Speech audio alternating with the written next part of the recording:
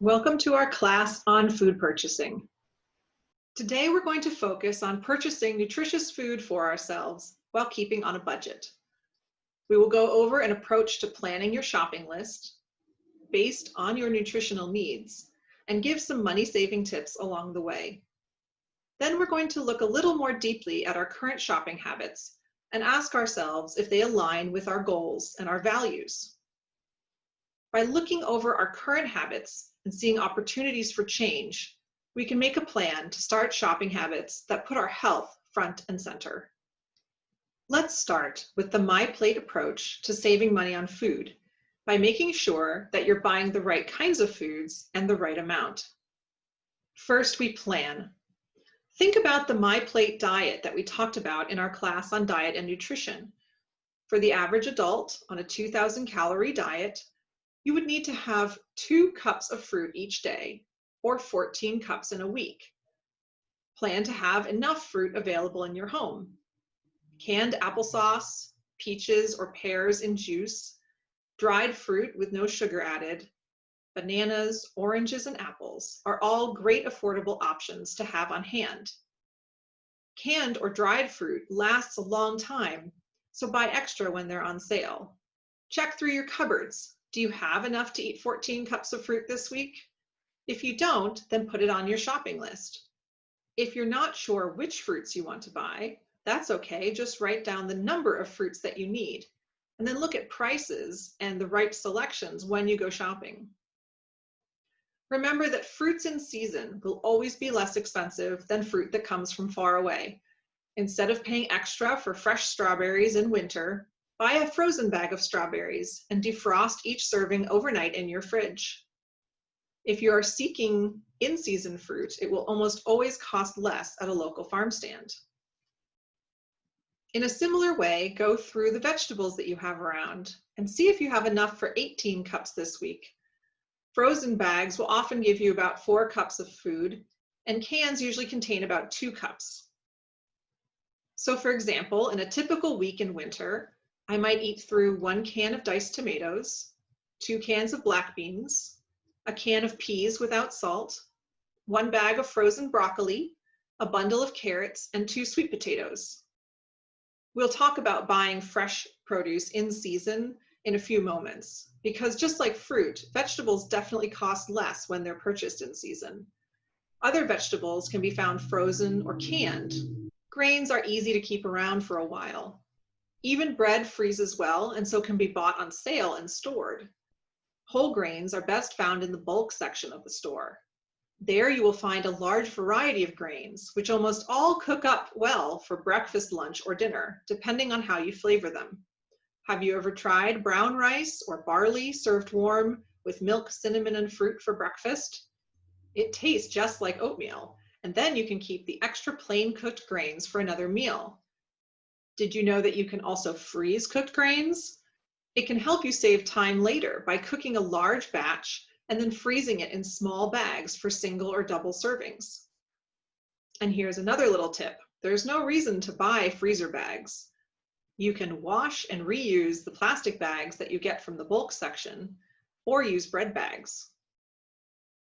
When you make your shopping list, make sure that at least half of your grains in your house and in your meal plan are whole grains. But otherwise, purchase the kinds that you enjoy, like bread, tortillas, grits, polenta, or pita. If you eat dairy, you'll need 21 cups of milk, cheese, and yogurt for the week to get your calcium. Because many of these foods are high in calories, make sure to purchase low-fat versions without added sugars. You can save money and reduce sugar by buying large, plain, low-fat yogurt tubs and then adding a little bit of jam or honey at home. If you choose to avoid dairy altogether, make sure to stock up on milk alternatives and leafy greens like broccoli or kale, and beans and seeds in order to have enough calcium in your diet. For example, you can get to your daily calcium needs by eating 1 cup of non-dairy milk, 1 cup of beans, 1 cup of cooked collards or kale, and a large snack bowl filled with almonds, pumpkin seeds, and dried figs or dates. These alternatives also have far fewer calories than milk and will meet your daily nutritional needs in other ways as well. Protein can be one of the most expensive portions of our food budget. You'll need about 40 ounces for the week. If you buy all of that as meat, it would get very expensive and very unhealthy. Did you know that Americans eat 50% more meat than our neighbors in Germany and England? And unfortunately, this negatively impacts our health. According to Harvard Medical School, we should all try to limit our consumption to about 2 ounces of meat each day, or 14 ounces a week. When thinking about purchasing protein, start by deciding how many times you will eat peanut butter, a handful of nuts or seeds, beans, and eggs. Maybe those can get you to 26 ounces of non-meat protein sources, or all the way to 40 if you're a vegetarian. Then start to estimate how much meat you will need to meet the servings that you have left. When selecting meat, choose lean meats like poultry, pork, and seafood first. Seafood can be expensive, but canned tuna and salmon are tasty and affordable, and so are some frozen options. And seafood gives you the nutrients that are hard to find on land, so it's worthwhile treating yourself to some good seafood and saving dollars on other protein sources. Now that you know what you have on hand and how much more you need of each food group, write it out in a meal plan for the week. Write down each meal and each recipe that you will use. If there are ingredients that you need, add them to your shopping list. I tend to start my weekly meal plan with my perishable items that I know I need to eat up, including placing leftovers in the first day or two. And then I write a few other meals in from my freezer. Next, I add inexpensive favorites, then see if I can get through the rest of the week by making large batches of things like chili, rice and beans, casserole, soup, all of which can have a portion frozen for the next week, which saves me time and money. If you identified a personal health goal in our second class, you may have an action plan that requires additional considerations. So integrate your shopping plan with your plan for health. Now we're ready to shop. When you get to the store, it's okay to change your mind, especially if you find an alternative that is on sale and doesn't dramatically change your plan. Simply replace some meals on your list and make sure you aren't going over budget with the extras. You've brought everything home. When you have some time, do some extra chopping or cook a grain or a batch of soup, even if you're not eating right away. Cooking takes focus and energy, so it's best to do it when you feel good instead of right before a meal when you're hungry and low energy. What I've just described is an approach that puts your health front and center. We started with your dietary needs and built a meal plan from there. This seems to make sense, but very few of us do it on a regular basis. Mostly we just eat what we like or what we grew up eating. If you can follow this method instead, you're on your way to staying healthy longer. Let's focus a little extra on buying produce. It's the sad reality that produce at grocery stores is expensive, and that a lot of Americans struggle to figure out a way to purchase enough fruits and vegetables within their food budget. We just outlined the need for 14 cups of fruit and 18 cups of vegetables every week.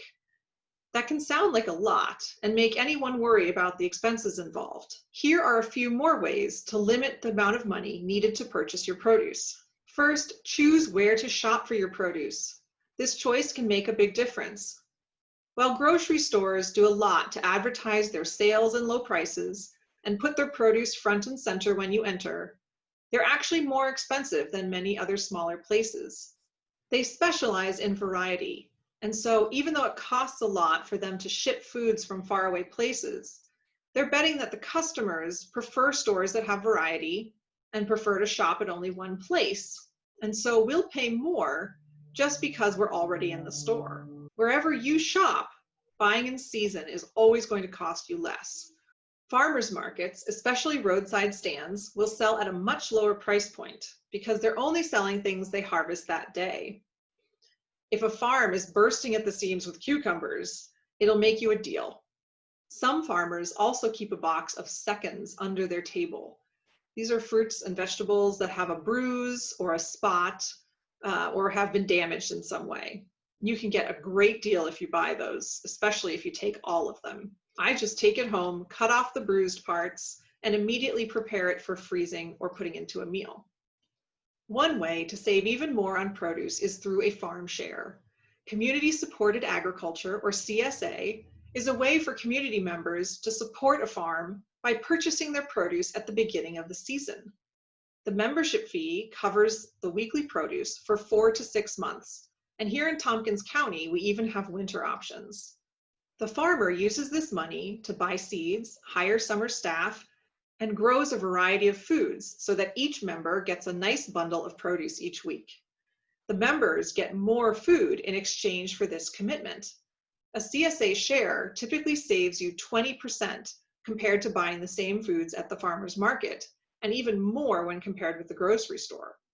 In Tompkins County, we have a program called Healthy Food for All, which subsidizes CSA shares for SNAP and WIC eligible households.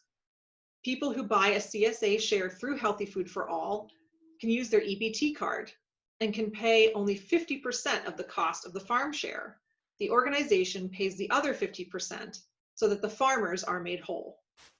So now that we know that buying seasonal produce from a farm will cost less than the standard set of produce from a grocery store, I want to mention a few other reasons why this appeals to me and lots of other people. First, the food has never been sprayed with chemicals like pesticides and is grown in soil that is free from contamination. It's also been handled by fewer people and so is less likely to have E. coli or salmonella contamination. I always still rinse my produce in cool running water, but it feels good to know that my food is safe. It's good for my body for another important reason. It was harvested within a day or two of my purchasing it. This means it contains more nutrition than the older food sitting at the grocery store. When a plant is growing, it's creating vitamins through photosynthesis. And once picked, those vitamins can disappear rapidly. So eating fresh picked food provides more nutrition in every bite. Another reason is to support the local farmers and their staff. These are hardworking community members, earning a living by feeding their neighbors. I value our local farms as employers, and I also know that every dollar I spend with them, they are likely to re-spend again in Tompkins County, keeping those dollars circulating right here at home, instead of moving on to a corporate office far away. Lastly, I support local farms because they're taking care of the land around our homes. Some weed and harvest by hand to keep their carbon footprint down, and some even capture carbon in their soil. They are all stewards of this land, and I support having healthy water, air, soil, and wildlife by giving them my business. I share this with you because our spending habits have an impact. It impacts our health, but also our community. Spending money is one way that you and I act in the world. And as we assess our shopping routines, it's a good time to ask, are my expenses in line with my values? Sometimes when we start to evaluate our food budget, we might see an opportunity to spend more on our food in order to meet our health goals, or to spend less as we cut out food that we don't need. Now is a good time to also look at the overall budget and financial health. How much of our money is going to things that we value, and how much is being spent on things that we don't truly need or don't even want to buy? There's an old phrase that I live by. It's far better to pay the grocer than the doctor. Isn't it true that our health is the foundation of our ability to feel confident, to earn a living, to enjoy time with friends and family, and to be there for others? What choices can you make today that put your health first? Thank you for joining us for our class on food purchasing.